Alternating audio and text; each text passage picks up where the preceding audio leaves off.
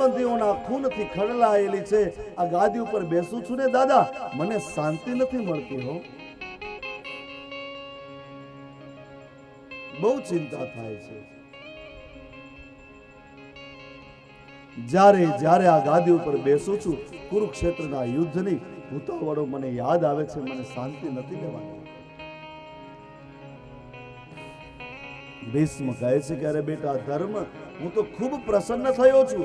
મારી જેવી ઈચ્છા હતી એવું થયું છે. હસ્તિનાપુરની ગાદી મારી ઈચ્છા હતી કે પાંડવોના હાથમાં આવે અને તું એનો રાજા બને. મારી જેવી ઈચ્છા હતી એવું થયું છે. તું ચિંતા ન કર.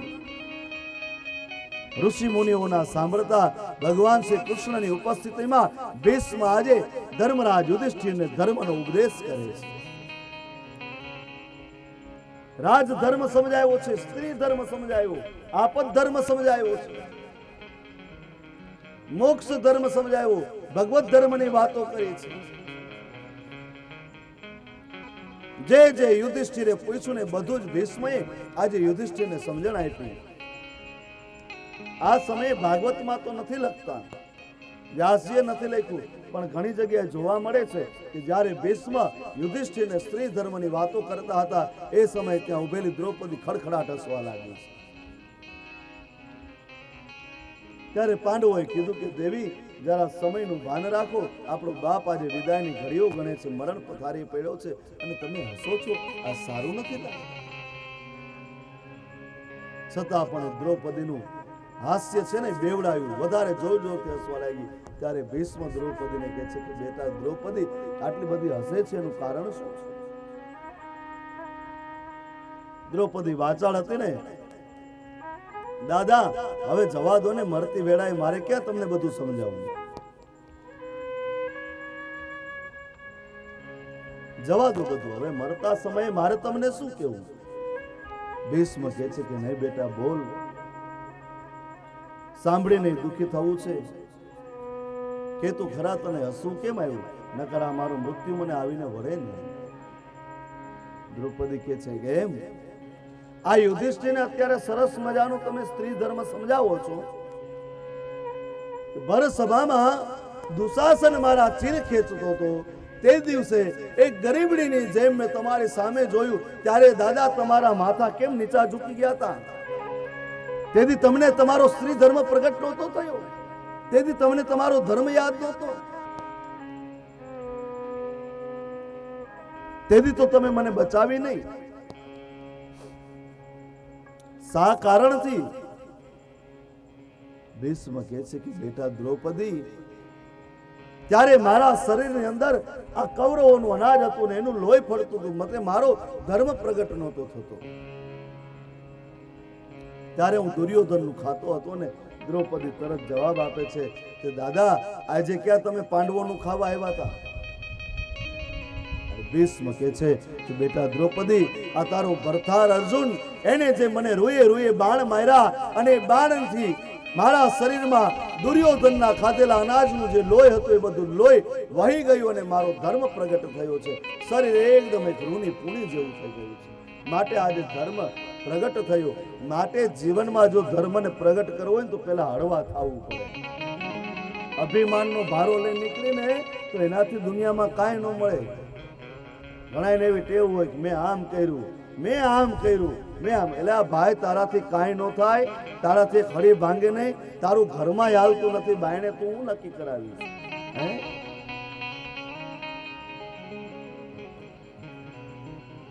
એટલે જ્યારે ભગવાનનું શરણ જોતું હોય, જ્યારે આવો સત્સંગ કરવો હોય, ત્યારે પહેલા તો હરવા ફૂલ થઈ જવું અને પછી સત્સંગ કરવો, તો એ પચશે, એ જચશે, નહીં તો અપચો થવા લાગશે વાલા. આના દ્વારા ભાગવત શાસ્ત્ર આપણને બતાવે છે ભીષ્મ જેવો ભીષ્મ, એનું કર્મ કેટલું ઊંચું હશે. એ ઈચ્છાવર્તીનું એને મૃત્યુ પણ આવીને વહેર્યું છે. જ્યારે ધારે ત્યારે મૃત્યુને વરી શકે. પણ એવા ભીષ્મને પણ જો દુર્યોધન જેવા કૌરવોનું અનાજ નડતું હોય તો તમે ને હું તો ક્યાં? એટલે આપણા શાસ્ત્રોએ આપણને આજ્ઞા કરી, જ્યાં ને ત્યાં ન ખાવું, જેનું ને તેનું ન ખાવું, જેવું ને તેવું ન ખાવું. આપણે જોવાનું આપણે ક્યાં છીએ. અહીંથી કેવું જાય એમ પછી માણાવદર જાય તો એ પાણીપુરીની રેકડી દેખા નથી, મંડાણા નથી.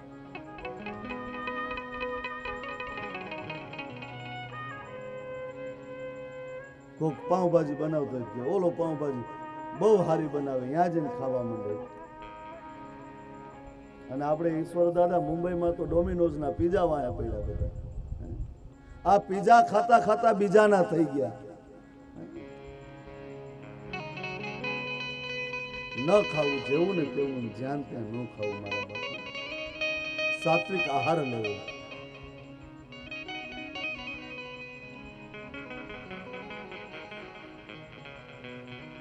વિચારો બગડે, જેવું અન એવો ઓટકાર. પાછા બધા વાતો કરતા હોય, જેવો અન એવો ઓટકાર હો બાપા. જેવું ખાશો ને એવું પામશો. જમતા જમતા ક્યારે ખરાબ વિચારો કરવા નહીં. ભોજન લેતા હોય અને પ્રસાદ સમજી એની પ્રાર્થના કરી અને પછી ભોજન લેવું.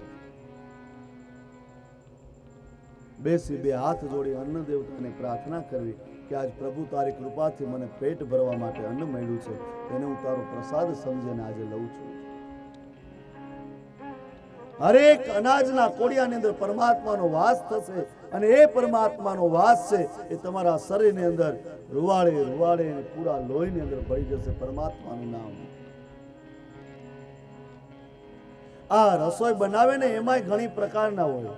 પહેલાના સમયમાં બહેનો રસોઈ બનાવતી, ચૂલા ઉપર રસોઈ બનતી અને આમ રોટલા ટીપતી જતી હોય અને ભગવાનનું ભજન કરતી હોય અને એ રોટલો ખાવ ને તો બહુ મીઠો લાગે. અત્યારે ગમે એવું સ્વાદિષ્ટ બનાવે તો ભાવે નહીં. આ નો મજા આવી. કેમ? મારી માતાઓ અને બહેનોને એક વિનંતી છે, રસોઈ બનાવતી હોય ને તે સીડી ડીવીડી નો ચાલુ કરવા.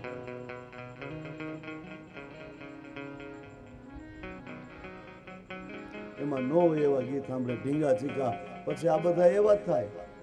જમીન ઢીંગા ચીકા કરે.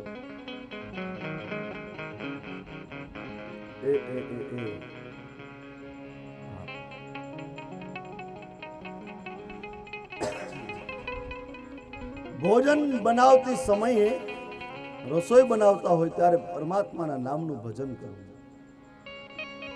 જેવા વિચારો કરો ને, સત્યનારાયણની કથામાં આપણે જાય, ભલે કથા સાંભળવા કોઈ ના જાય, બધા શીરો ખાવા જ ગયા હોય, પણ એ શીરો તમે ખાઓ, ઘરે ગમે એટલા કાજુ બદામ નાખીને શીરો બનાવો, ઓના જેવો મીઠો ના લાગે. કારણ આમાં ભગવાનનું નામ ભર્યું છે. એમાં કેવળ રાસનમ, કેવળ ખાવા માટે ભોજન કરવા બેસીએ ત્યારે અનાજને પ્રાર્થના કરવાની, પછી જ જમવું. અન્નમ બ્રહ્મારસો વિષ્ણુ ભોક્તા દેવ મહેશ્વરઃ એવ મુક્ત્વા ચયો ભુંક્તે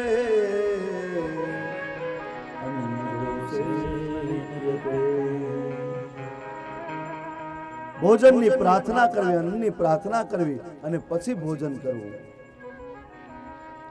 અને ભોજનની થાળીમાં તુલસી પત્ર પધરાવો ને એટલે અન્નના જેટલા દોષ છે બધા દોષ જતા રહે છે.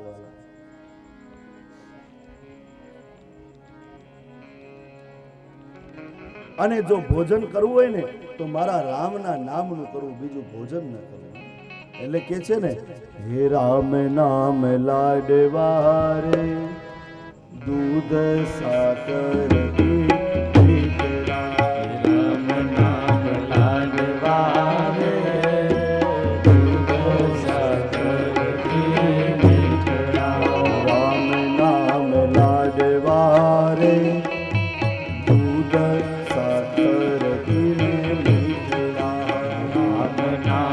ભાવથી ગાઓ.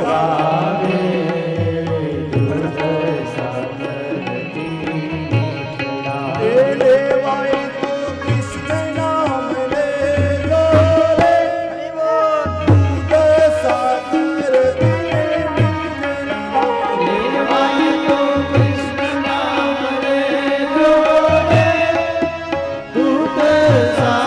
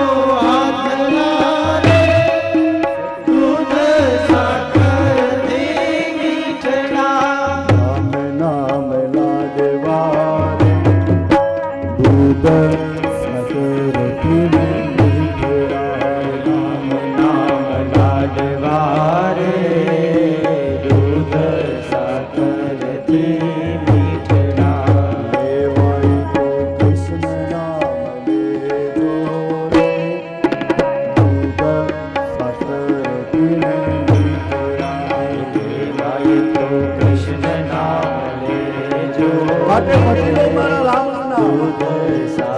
આજે ત્રીજો દિવસ આપણી કથાનો। આમ કરતા કરતા દિવસ કેટલા બચ્યા તો કે 5 અને પ્રભુનું સ્મરણ કરવાના દિવસો જતા રહેશે। પછી આવીને કોઈ નહીં કે હાલો ભગવાનનું નામ લ્યો, અમને ઘરે બેઠા છે થાય કરું। માટે સમૂહ મળ્યો છે ત્યારે નાચી લ્યો, ગાઈ લ્યો, પ્રેમથી ભજી લ્યો રામને।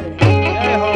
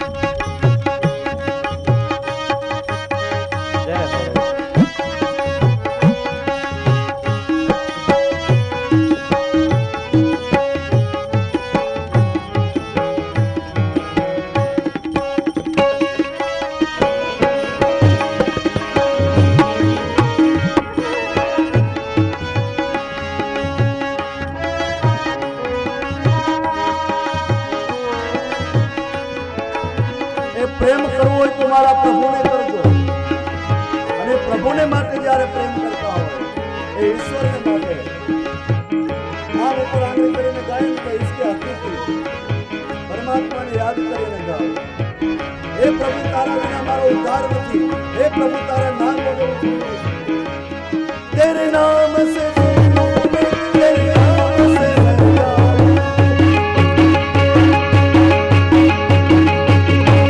तेरे इश्क में सजने में कुछ ऐसा कर जाऊं, क्या करे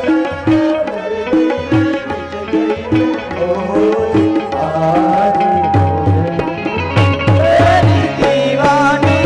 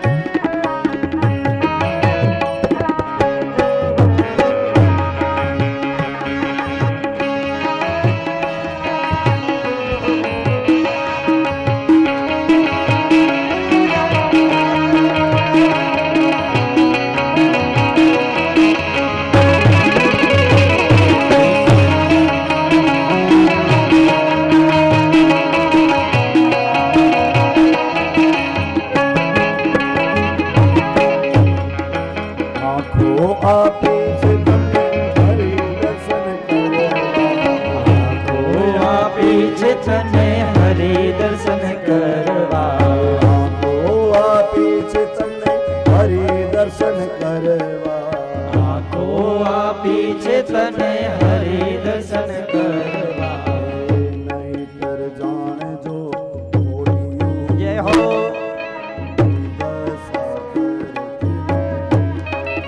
નહીતર જાણજો કોડિયો રે દૂધ સાકર ની મીઠડા.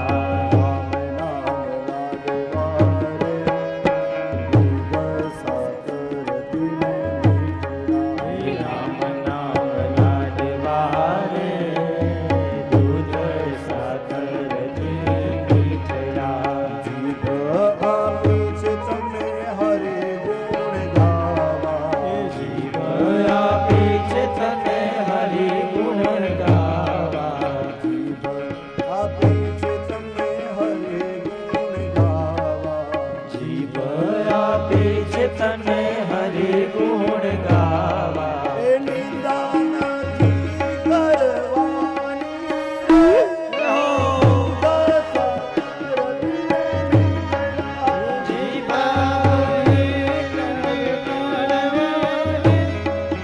દૂધ સાકર ની મીઠડા. નહીં તરે જાણજો લડુ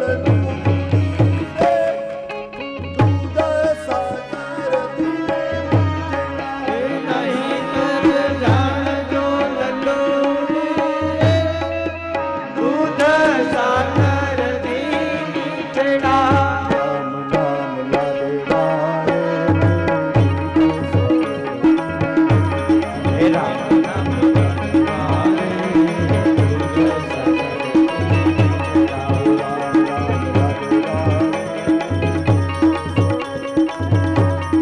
રામ નામ લડવારે દૂધ સાકર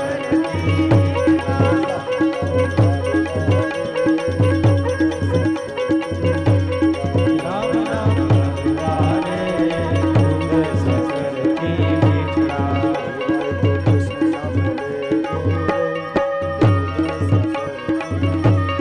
લેવાય તો કૃષ્ણ નામ લેજો રે દૂધ સાકર કી મીઠડા. દૂધ સાકર કી મીઠડા. દૂધ સાકર કી મીઠડા.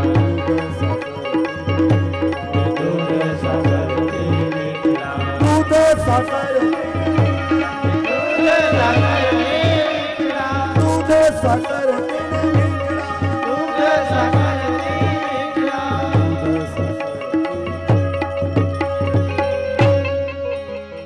હે રામ નામ લાડવારે દૂધ સાકર પીને મીઠડા, રામ નામ લાડવારે દૂધ સાકર કી મીઠડા.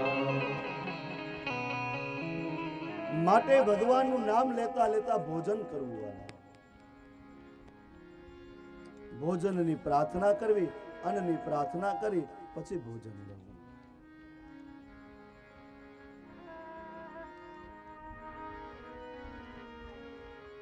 ભોજન પહેલા પ્રાર્થના એ અનિવાર્ય છે.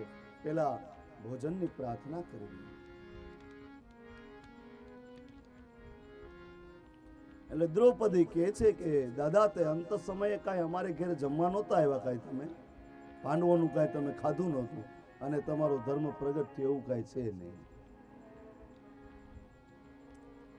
બધું ધર્મનો ઉપદેશ કર્યો. દાદા કહે છે કે બેટા દ્રૌપદી, તારા ભરથાર અર્જુને જે બાણ માર્યા એ બાણથી મારા શરીરમાં જે દુર્યોધનનું ખાધેલું અનાજ હતું એ લોહી બધું વહી ગયું અને મારો ધર્મ પ્રગટ થયો છે.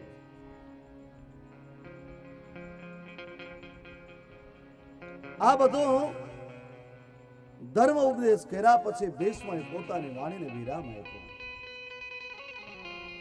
ઉત્તરાયણનો પવિત્ર સમય આવ્યો છે. ઉત્તરાયણમાં જે યોગીઓ છે પોતાના દેહને છોડે છે અને ઉત્તરાયણમાં જે વ્યક્તિ પોતાના દેહને છોડે એને ક્યારેય પાછું ના આવવું પડે.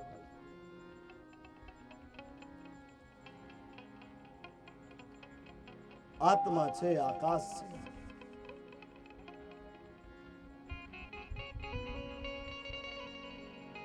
ઉત્તરાયણમાં જે પોતાના દેહને છોડે છે એ ક્યારેય પાછા આવતા નથી.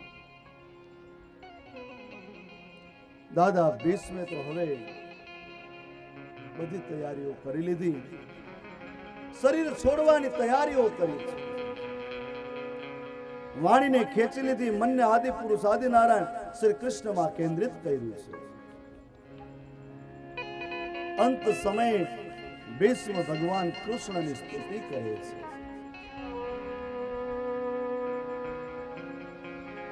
બહુ સરસ મજાની સ્તુતિ છે ભીષ્મ. અંતિમ સમયે જો ભગવાનનું નામ લેવાનો વારો આવે ને તો લઈ લેવો.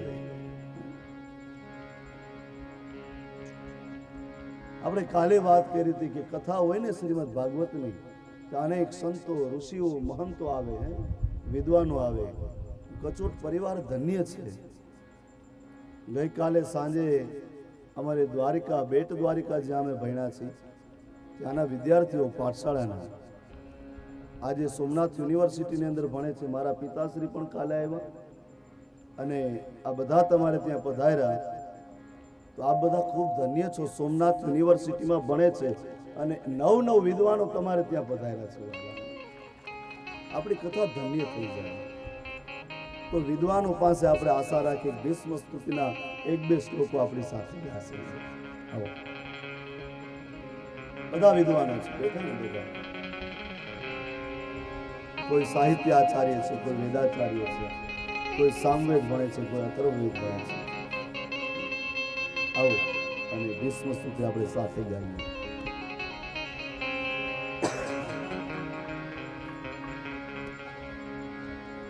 શ્રી ભીષ્મ ઉવાચ ઇતિમતિરૂપકલ્પિતા વિતૃષ્ણા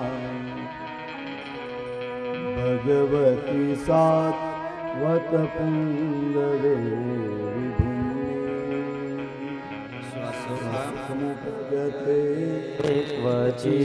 ક્વચિદ્વિહર્તુ પ્રકૃતિમુપેર્યુષિ યત્તવ પ્રવાહ ત્રિભુવન કમનમ તમાલવર્ણમ રવિકર ગૌરવરાંબરમ દધાને પૂરલકકુલાવૃતાનનાબ્જં વિજય સખેરતિરસ્તુ મે નવદ્યા. હે ભગવાન શ્રી કૃષ્ણ, એક કુંવારી કન્યાનો હું મરણાસન્ન પિતા છું. મૃત્યુ શૈયા પર સુતેલો છું. મરતી વખતે મને મારી એક કુંવારી દીકરીની ચિંતા થાય છે. મેં મારી દીકરીને હજી પરણાવી નથી, મેં એના હાથ હજી પીડા કર્યા નથી, માટે મને એની ચિંતા થાય છે.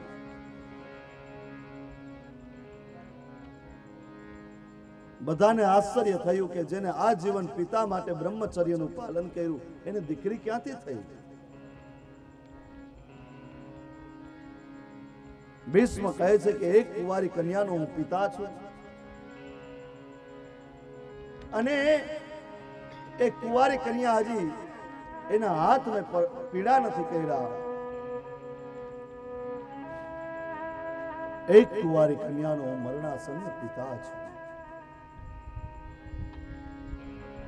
ભીષ્મ કહે છે કે હા કનૈયા, મારી એક કન્યા હજી કુંવારી છે.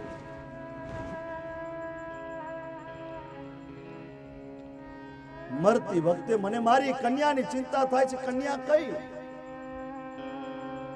ભીષ્મ કહે છે ઇતિ મતિ રૂપ કલ્પિતા વિતૃષ્ણા. મારી મતિ રૂપી કન્યા હજી કુંવારી છે. મારી મતિ હજી કોઈનામાં આસક્ત થઈ નથી, કોઈનામાં મારી મતિ હજી લાગી નથી. એ મતિ કેતા બુદ્ધિ, હજી મારી બુદ્ધિ કુંવારી છે, એમ આપણી બુદ્ધિ હજી કુંવારી છે, ક્યાંય લાગતી નથી ને એટલે દુઃખી થઈએ છીએ. નામમાં, ચામમાં, દામમાં આપણે આસક્ત થઈએ છીએ, પણ એ બુદ્ધિને આપણે ક્યાંય પરમાત્મામાં આસક્ત કરતા નથી. ત્યાં સુધી મારા વાલા આપણે બધા દુઃખી થતા હોઈએ છીએ.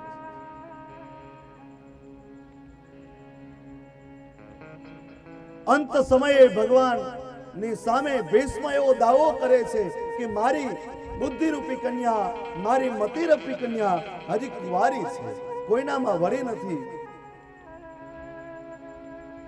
અને આ મારી મતિરૂપી કન્યાના લગ્ન હું મરતી સમયે તમારી સાથે પ્રભુ કરાવવા ઈચ્છું છું. બોલો તમે મારી બુદ્ધિનું પાણી ગ્રહણ કરશો? કૃષ્ણ કહે છે કે દાદા, મને તો કોઈ વાંધો નથી, પણ તમે તમારી દીકરીને પૂછ્યું કે હું એને ગમું છું કે નહીં?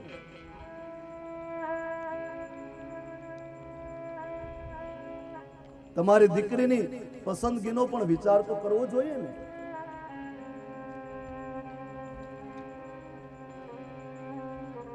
પહેલા એને પૂછી દો.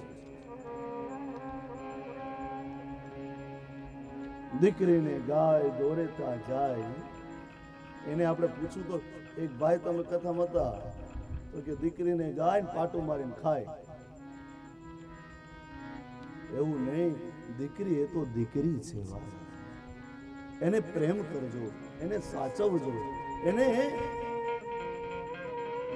ઘરના આંગણે એક દીકરી નો હોય ને એક ગાય નો હોય ને તો માણસનું ઘર અપવિત્ર કીધું છે શાસ્ત્રમાં. સ્ત્રી ભ્રૂણ હત્યાને અટકાવવાની જરૂર છે વાલા. માણસને પત્ની જોઈએ છે, માણસને બેન જોઈએ છે, પણ માણસને દીકરી નથી જોતી. દીકરીને પાળી પોસી અને મોટી કરજો, એનામાં સારા સંસ્કારોનું સિંચન કરજો,